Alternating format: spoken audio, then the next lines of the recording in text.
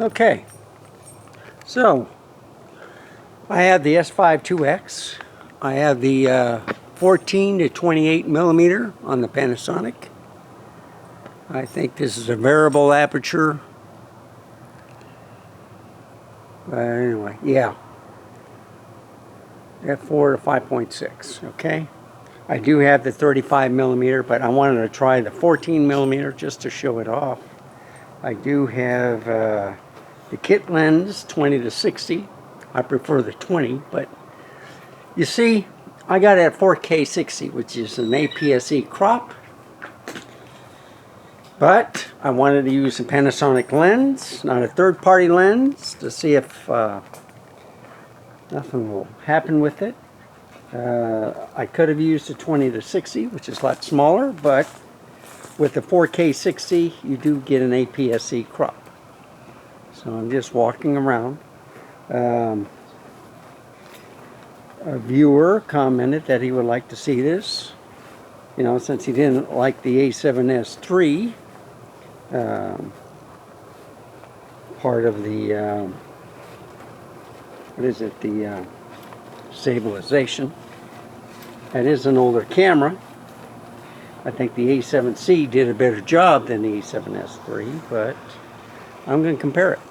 So this is the Panasonic Lumix S5 2X with the Panasonic 14 to 28 millimeter. And I'm vlogging at 4K 60. Trying to give it the best show or feature. And I'm going to compare this to the 4K 60 20 millimeter. And I can put this at 20 millimeter also. Okay. This is 20 millimeter. Alright. So you see it gives you a crop. That's why I left it at 14. But I'm going to compare this back with the older A7S III and the Z6 III. And I'll show you how technology has changed. This is a 24.5 megapixel camera. So is the Z6 III. But the A7S III is only a 12 megapixel camera, just like the ZVE1. But what makes the ZVE1 better is the dynamic active stabilization, which is better than just the active. Now I noticed that the A7C did pretty good, and it didn't have the dynamic active stabilization. So what do you think? So this is the first test. Now I'm going to put on two 20 millimeters, one on the Sony. In fact, I think I'll use the Viltrox 20 millimeter on the Sony and the 20 millimeter for the Nikon Viltrox, just to compare both. Okay. The other thing is at 20 millimeters. I'll run it at 4K 60 on, well, the A7S III only does 30, okay? If I put it on a ZVE1, and it's not good. So let me do this.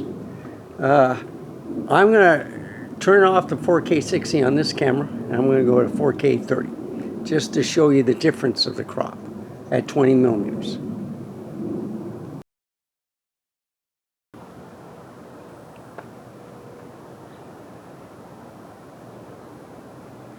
And of course, I probably did my speech at 4K 30 and forgot to hit the record button after I change it. So I'm walking around. You can see more wide field of view. It's not that APS-C crop. And I'm at 20 millimeters. Okay. And if I put it at 14, you get a wider field of view. And it's at f13. So let's change that to f4, shall we? Does it make a difference? You like me better at f13. Okay. Changing arms. So this is at 14 millimeter. If I go to 20.